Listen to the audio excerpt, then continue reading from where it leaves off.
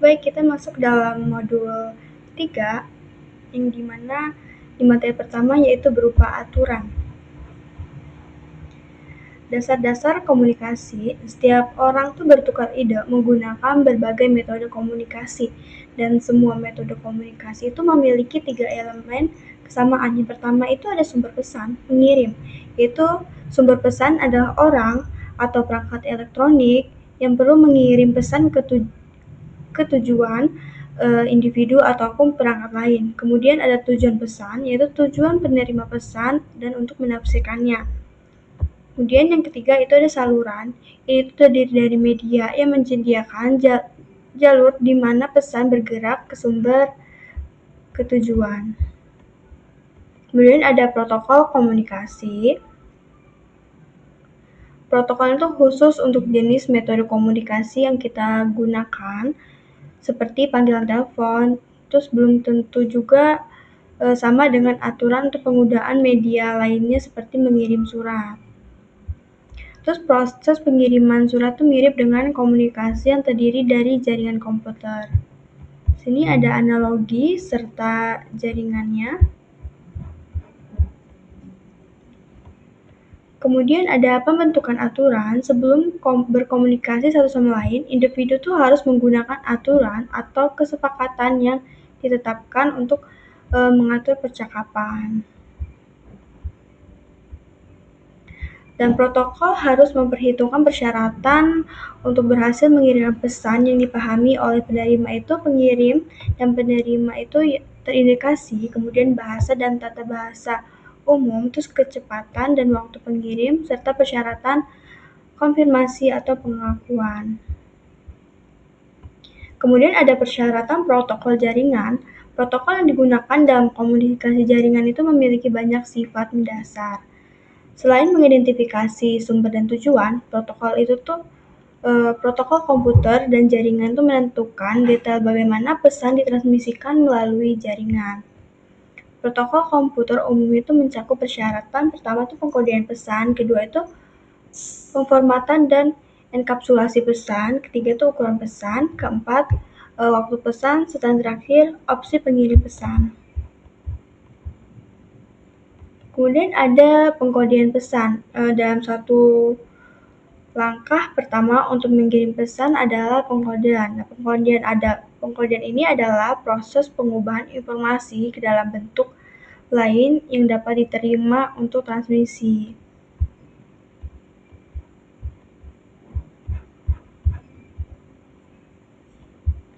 Kemudian ada pemformatan dan enkapsulasi pesan. Saat pesan dikirim dari sumber ke tujuan, pesan itu harus menggunakan format atau struktur tertentu.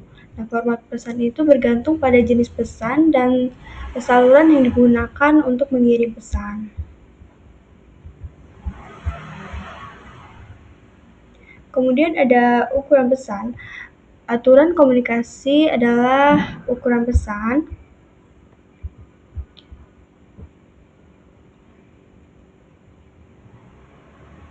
Yang dimana analoginya tuh ketika seorang berkomunikasi dengan satu lain, pesan yang dikirim itu biasanya dipecah menjadi bagian-bagian atau kalimat yang lebih kecil. Nah, kalimat-kalimat ini tuh terbatas ukurannya pada apa yang dapat diproses oleh orang penerima pada satu waktu.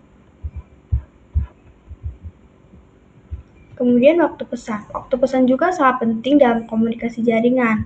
Nah, waktu pesan ini mencakup hal-hal yang pertama itu kontrol aliran. Ini adalah proses untuk pengolahan lalu laju transmisi data. Kontrol aliran itu menentukan berapa banyak informasi yang dapat dikirim dan kecepatan penyimpanannya. Misalnya tuh jika orang berbicara terlalu cepat, mungkin bagi kita tuh sulit untuk menerima, untuk mendengar dan paham apa yang mereka bicarakan. Kemudian ada batas waktu respon. Nah, jika seorang mengajukan pertanyaan dan tidak mendengar tanggapan dalam jangka waktu yang dapat diterima, orang tersebut itu berasumsi bahwa tidak ada jawaban yang datang dan bereaksi sesuai dengan yang kita inginkan. Kemudian ada metode akses, yaitu menunjukkan kapan seorang dapat mengirim pesan. Kemudian ada opsi pengiriman pesan, yaitu pesan dapat disampaikan dengan berbagai cara. Analoginya itu terkadang seseorang ingin berkomunikasi informasi pada satu individu di lain waktu. Orang tersebut itu mungkin perlu mengirim informasi ke kelompok orang pada saat yang sama atau bahkan ke semua orang di area yang sama. Kemudian catatan tentang icon node dalam dokumen dan topologi jaringan seringkali mewakili jaringan pada perangkat akhir itu menggunakan icon simple. Node itu biasanya direpresentasikan sebagai lingkaran. Contohnya seperti di gambar ini. Ada uniclass, multiclass, serta siaran.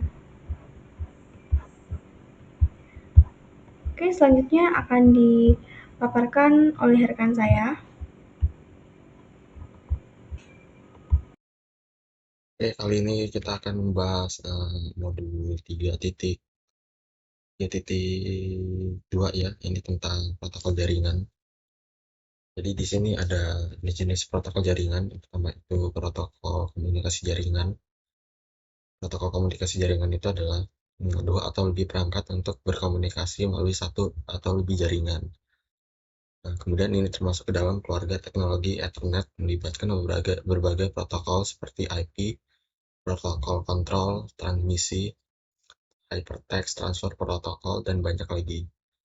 Kemudian yang kedua ada protokol keamanan jaringan. Jadi di sini contoh protokolnya adalah SSH, SSL, dan juga TLS. Kemudian ada protokol routine, termasuk contoh protokol yang termasuk dalam protokol ini ada OSPF dan juga BGP. Dan terakhir ada protokol penemuan layanan.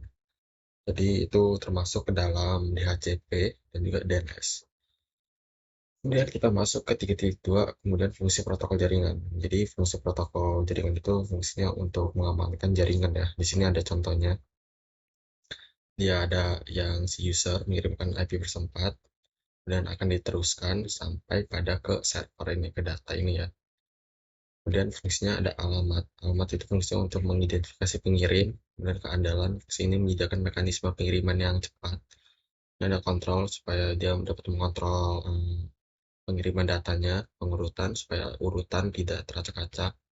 Nah, ada deteksi kesalahan. Jadi jika ada kesalahan, ini itu akan termasuk. Nah, menentukan apakah data ada yang rusak. Nah, ada interface application untuk mengakses halaman web protokol HTTP, kemudian HTTPS. Kemudian ada interaksi protokol. Di sini ada gambar sketsanya ya, dari end device. Di sini ada suratnya, ini adalah HTTP, TCP, IP, Ethernet, dan menggunakan dengan internet akan dikirim ke data ya, ke pusat datanya. Kemudian kita masuk ke periksa pemahaman Anda.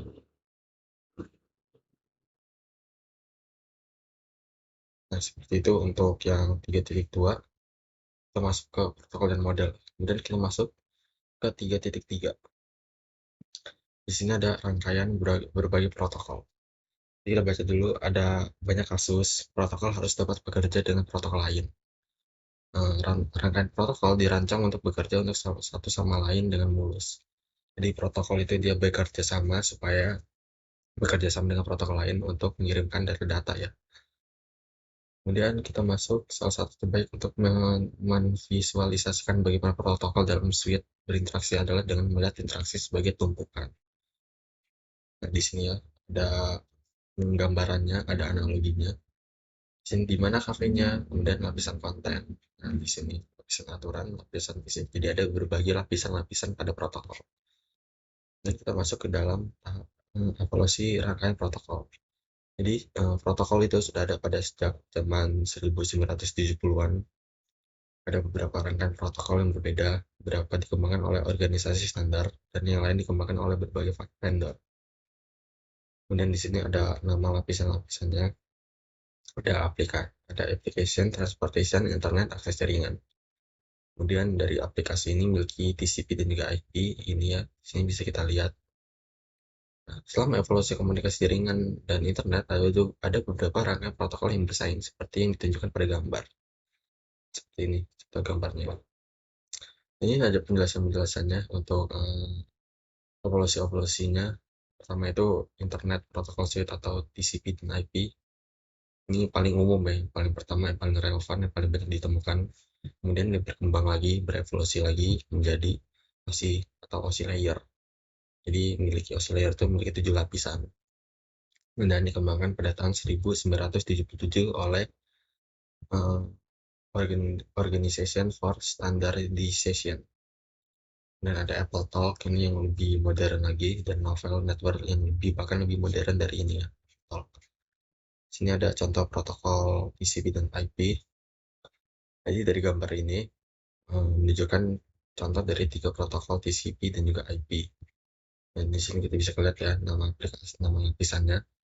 Di sini dari sini lapisan sebelum mengirim data ada lapisannya ya, ada aplikasi, transportasi internet, kemudian akses jaringan.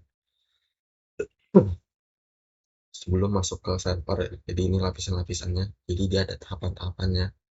Tidak hanya ini masuk yang sekali kirim gitu saja, tapi dia protokol itu lebih kompleks seperti itu. Dan kita masuk ada rangkaian. Jadi saat ini rangkaian protokol TCP dan juga IP mencakup banyak protokol dan terus berkembang untuk mendukung layanan baru. Jadi di sini ada beberapa yang lebih populer ditunjukkan pada gambar. Di sini ada lapisan aplikasi, ada sistem namanya, ada konfigurasi host, email, transfer file, seperti itu. Jadi untuk lapisan aplikasi, lapisan transportasi, lapisan internet itu masuknya ke dalam protokol TCP dan juga IP. Kemudian semuanya itu akan diakses melalui lapisan akses jaringan. Ada ARP-nya dan protokol tautannya, Ethernet dan juga WLAN. Itu. Kemudian di sini ada lapisan aplikasi ya. Dia ada DNS, yaitu sistem nama domain, menerjemahkan nama domain seperti Cisco ini. Jadi si Cisco ini diterjemahkan websitenya sama si DNS ini. Kemudian melalui DNS ini ada beberapa jenis juga, ada CP versi 4, versi 6, dan ada SLAAC.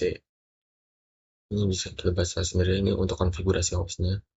Dan email, ada SMTP, protokol transfer surat sederhana, POP3, protokol kantor pos versi 3, IMAP, Internet Message Access Protocol. Dan ada file transfer, FTP, file transfer protocol, SPTP, SSA, file transfer protocol. Dan ada WWW, Web and Web Service, HTTP, ini ya. Dan kita lanjut untuk lapisan aplikasi. Kemudian ada lapisan transportasi. Ini transport layernya. Ada TCP, UDP. Kemudian untuk lapisan internet, ada internet layer. Sini ada IP versi 4 yang sudah habis ya untuk sekarang. Kemudian digantikan sama IP versi 6. Kemudian ada untuk pengiriman pesannya ada ECMP versi 4, versi 6, versi 6 ND. Ada routing protokolnya ini untuk jalur pengirimannya, ada protokolnya, ada OSPF, AGRP, dan juga BGP. Dan ada lapisan akses jaringan. Jadi di network access layer ini ada address location-nya, ada ARP, ada link protokol, ada Ethernet dan juga pelan. Kemudian kita masuk ke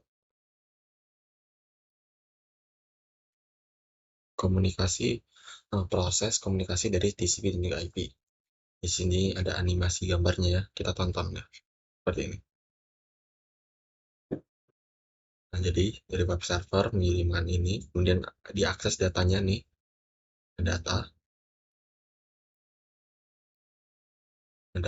kemudian dari jadi TCP ini ada IP-nya, kemudian ada si Ethernet ini. Nah, seperti itu. Jadi sebelum data itu sebelum dikirim ke web client, dia ada jalurnya ya, ada konsep-konsepnya. Kemudian diubah menjadi binary supaya bisa di enkripsi atau dibaca sama si web client. Nah, seperti itu. Dan di sini ada contoh lagi animasinya. Dari sini, dari si angka diubah jadi angka biner supaya bisa dibaca sama si web servernya ini. Nah, seperti itu.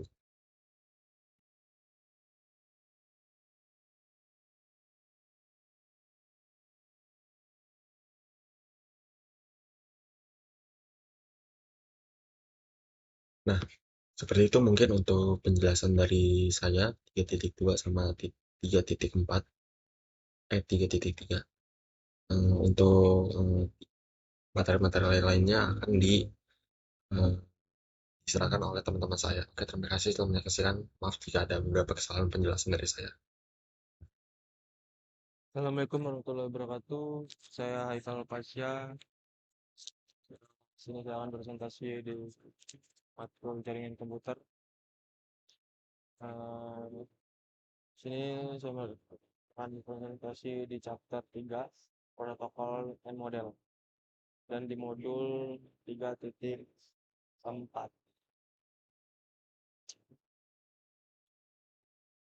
Oke.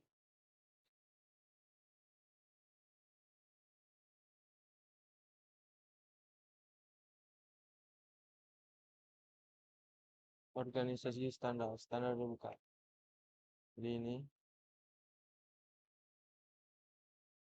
dan standar internet, berbagai organisasi memiliki tanggung jawab yang berbeda dalam mempromosikan dan menciptakan standar untuk internet dan protokol TCP atau IP. Jadi ini menampilkan organisasi standar yang terlibat dalam pengembangan dan dukungan TCP atau IP termasuk IANA dan ICANN. Kemudian ada standar elektronik dan komunikasi. Organisasi standar lainnya memiliki tanggung jawab untuk mempromosikan dan menciptakan standar elektronik dan komunikasi yang digunakan untuk mengirimkan paket IP sebagai sinyal elektronik melalui media kabel atau kabel. Organisasi standar ini meliputi hal-hal berikut, yaitu Institut Insinyur Listrik dan Elektronika atau IEEE, diucapkan IEEE. Organisasi teknik listrik dan elektronika yang didedikasikan untuk memajukan inovasi teknologi dan menciptakan standar di berbagai bidang industri, termasuk tenaga dan energi, perawatan dan kesehatan, telekomunikasi, dan jaringan. Standar jaringan IEEE yang penting meliputi standar Ethernet 802.3 dan standar WLAN 802.11. Cari di internet untuk standar jaringan IEEE lainnya. Kemudian Electronic Industry Alliance atau EIA. Organisasi ini terkenal dengan standar-standarnya yang berkaitan dengan pengkabelan listrik, konektor, dan rak 19 inci yang digunakan untuk memasang peralatan jaringan. Kemudian Asosiasi Industri Telekomunikasi TIA, organisasi yang bertanggung jawab untuk mengembangkan standar komunikasi di berbagai bidang termasuk peralatan radio, menara, seluler, perangkat voice over IP, komunikasi satelit, dan banyak lagi. Kemudian ada Uni Telekomunikasi Internasional, sektor standarisasi telekomunikasi ITU atau T, salah satu organisasi standar komunikasi terbesar dan tertua. ITU T menetapkan standar untuk kompresi video, televisi protokol internet, IPTV, dan komunikasi pita lebar seperti jalur pelanggan digital atau DSL. Oke, lab. Oke, cukup presentasi dari saya. Saya akhiri. Wassalamualaikum warahmatullahi wabarakatuh. Baik, saya akan menjelaskan bagian mod 3.5 yaitu model referensi.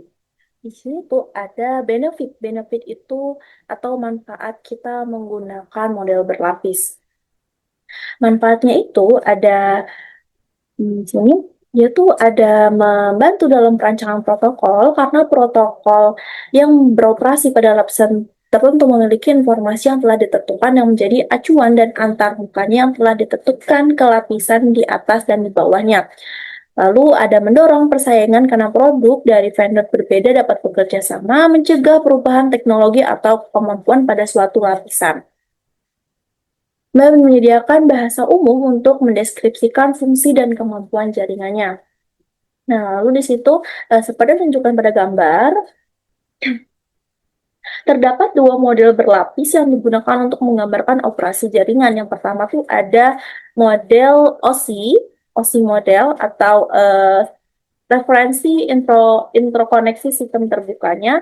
Lalu ada model referensi TCP atau IP.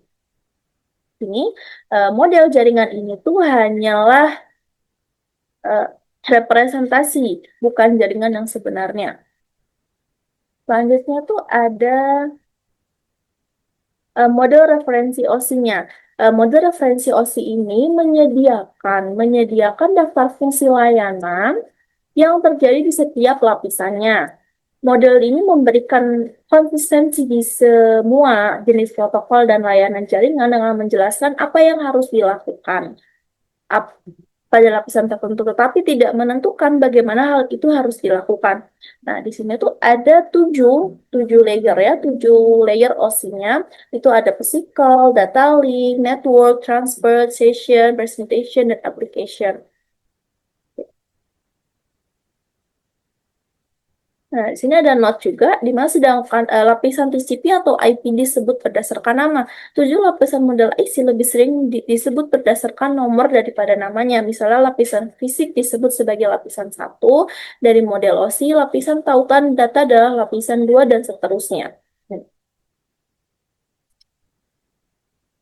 Selanjutnya itu ada model protokol TCP atau IP. Nah, model ini tuh untuk komunikasi antar jaringan dibuat pada awal tahun 1970 dan terkadang disebut sebagai model internet. Nah, model ini adalah protokol yang menggambarkan fungsi-fungsi yang terjadi di setiap layernya. Nih, TCP juga disebut sebagai referensi model.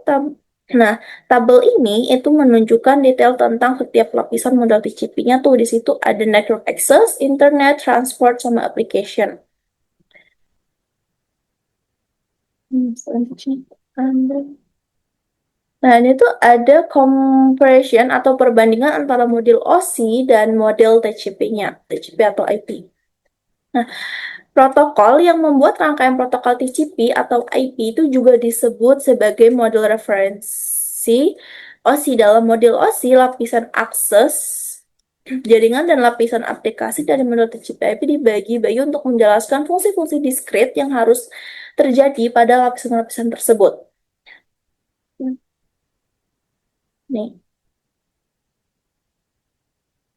bisa dilihat gambarnya. Oke. Pada lapisan akses jaringan,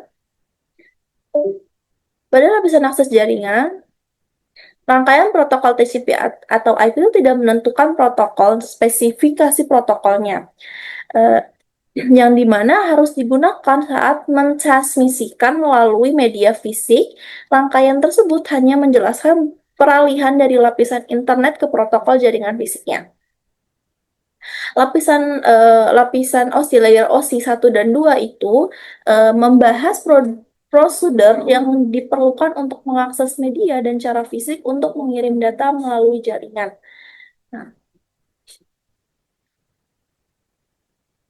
Nah, di sini terletak ada kesamaan pada lapisan transportasi dan jaringan. Namun, kedua model tersebut tidak berada dalam hubungan dengan lapisan di atas dan di bawah setiap lapisan. Seperti lapisan OSI 3, layer OSI 3 tuh ngebahasnya tuh lapisan jaringan yang dipetakan langsung ke lapisan IP. Terus ada lapisan 4 yaitu transport layer yang ya di sini lapisan 3 tuh ngebahas mendeskripsikan protokol yang mengarahkan pesan melalui jaringan, sedangkan lapisan 4 tuh mendeskripsikan layanan fungsi yang menyediakan pengiriman data. Lalu di lapisan TCP atau IP ini dia tuh mencakup beberapa protokol yang menyediakan fungsional spesifikasi untuk berbagai aplikasi pengguna di akhir. Lapisan 5, 6, dan 7 itu model OSI digunakan sebagai referensi bagi pengembang dan vendor. Baik model TCP atau OSI digunakan ketika merujuk pada protokol di berbagai lapisan, karena model OSI ini memisahkan lapisan tautan, data, dan lapisan fisiknya. Lalu di Di bagian terakhir tuh kita tuh ada praktik dalam investigation dari TCP atau IP dan OSI models.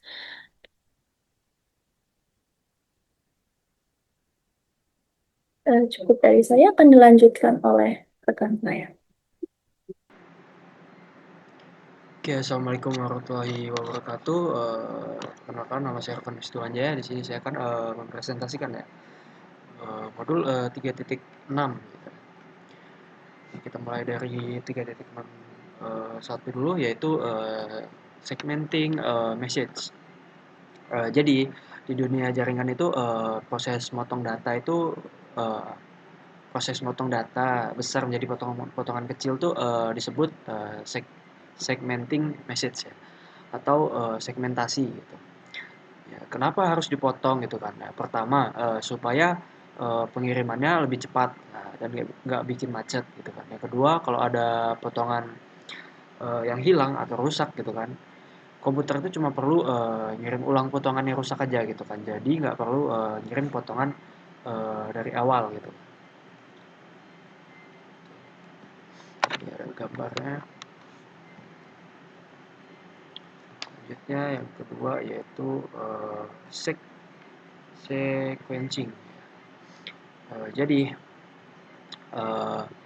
kalau data dipotong-potong jadi ribuan keping gitu kan, gimana sih komputer teman kita tahu gitu kan caranya nyusunnya lagi gitu kan, biar nggak acak-acakan. Nah, disinilah peran sebuah sequencing ya, peran sebuah sequencing atau pemberian nomor urut gitu kan. Jadi setiap potongan data tadi kan dikasih nomor urut gitu kan, atau nomor antrian gitu kan, oleh protokol TCP. Nah, jadi walaupun potongan nomor 5 sampai lebih dulu dari nomor 3, komputer itu tetap bisa nyusun dengan urutan yang benar dan persis seperti aslinya gitu kan. Lalu ada protokol data unit. Nah, selama potongan data ini turun gitu kan, melewati lapisan-lapisan di komputer, bentuk bentuk dan namanya itu akan berubah-ubah gitu kan. Bentuk dari setiap lapisan ini disebut apa yang namanya PDU ya, PDU atau protokol data unit gitu kan. Jangan sampai ketukar, jangan sampai ketukar nih. Ini urutannya. Yang pertama itu di lapisan pertama ada yang namanya data. Saat dipotong-potong dan dikasih nomor urut oleh TCP-nya ini, namanya jadi segmen gitu. Saat dikasih IP address dan tujuan berubah namanya jadi paket gitu kan. Lalu saat dikasih alamat fisik atau MAC address itu untuk dikirim ke kabel atau wifi namanya jadi frame gitu. Lalu dan terakhir yaitu saat sudah masuk ke kabel atau sinyal, semuanya berubah jadi angka 1 dan 0 gitu, yang disebut bit. Lalu selanjutnya ada encapsulation example. Nah, proses perubahan PDU itu dari atas sampai bawah ini disebut encapsulation ya. Nah, ya, analogi sederhananya persis kayak kita belanja online gitu kan. Barang yang kita beli atau data gitu kan dibungkus pakai bubble wrap gitu, atau segmen, lalu dimasukkan ke kardus paket, terus di stempel stiker resi atau alamat pengiriman yang jadi frame gitu kan. Lalu baru deh diserahkan ke kurir diantar, yaitu bits. Nah, intinya enkapsulasi ini adalah proses packing atau pembungkusan data gitu kan. Lalu de-encapsulation. Nah, lalu apa yang terjadi pas paketnya sampai di rumah kita gitu kan? Ya, unboxing gitu kan. Nah, di dunia jaringan proses unboxing ini disebut de-encapsulation. Jadi komputer kita, komputer penerima gitu kan, akan membaca sinyal bit, lalu membuka resinya, frame-nya, lalu mengecek IP address di kardusnya atau paketnya, lalu menyusun urutnya, segmen gitu kan, sampai akhirnya video utuh tersebut itu yaitu datanya itu bisa diputar di layar HP gitu kan. Nah, prosesnya itu naik dari lapisan paling bawah ke lapisan paling atas.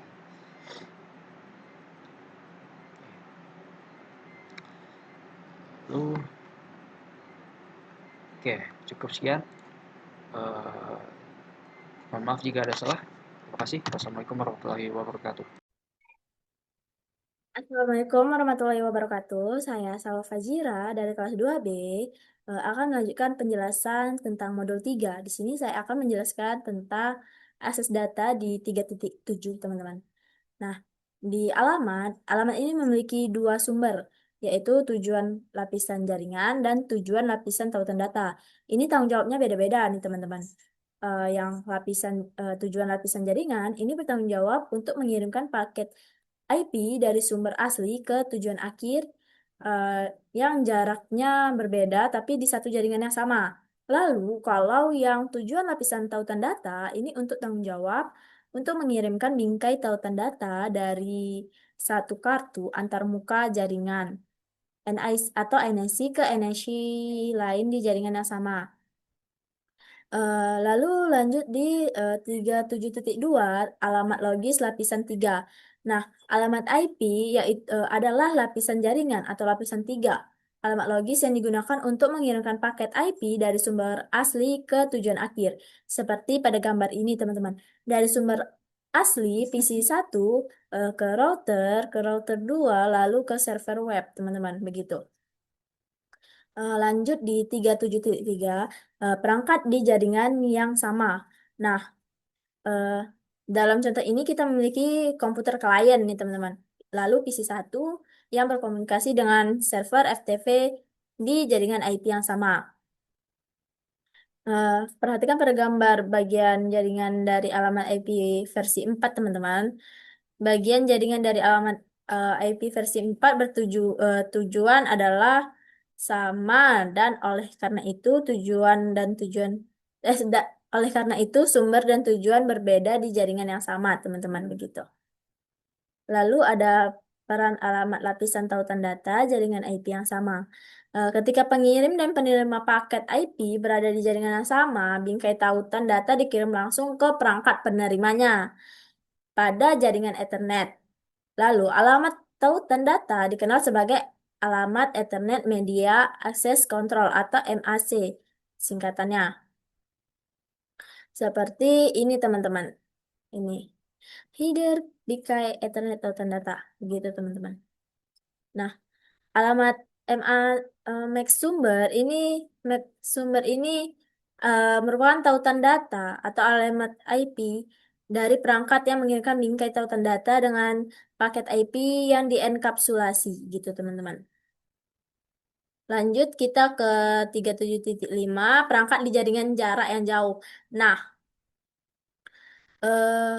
peran alamat lapisan jaringan dan alamat lapisan tautan data saat perangkat berkomunikasi dengan perangkat di jaringan jarak jauh, eh, ketika kita memiliki klien PC1 yang berkomunikasi dengan server bernama web server di jaringan IP yang berbeda, begitu, teman-teman. Lalu 37.6 itu peran alamat lapisan jaringan. Nah, ketika pengirim paket berada di jaringan yang berbeda dari penerima, alamat IP sumber dan tujuan akan mewakili host di jaringan yang berbeda. Ini akan ditunjukkan oleh bagian jaringan dan alamat IP host tujuan. Begitu, teman-teman.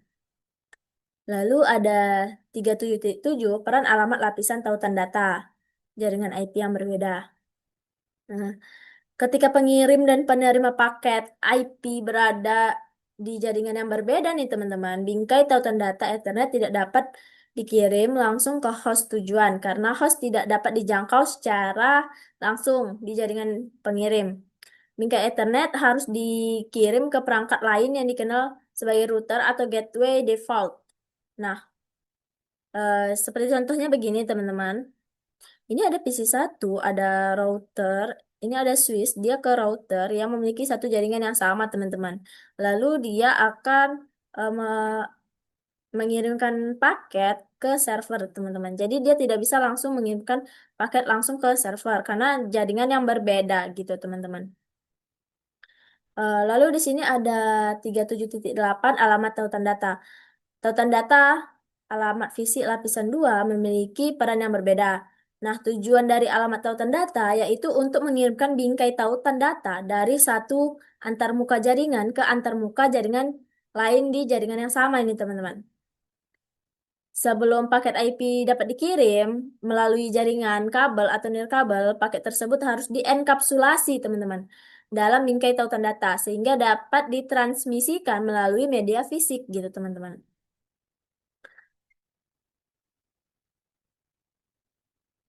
Nah, mungkin ini ada lab install WireSec, ada juga lab gunakan WireSec, ada juga ini ada kuis ya, teman-teman. Ini saya akan gunain juga, ngerjain juga. Mungkin penjelasannya hanya segitu, teman-teman. Saya akhiri. Wassalamualaikum warahmatullahi wabarakatuh.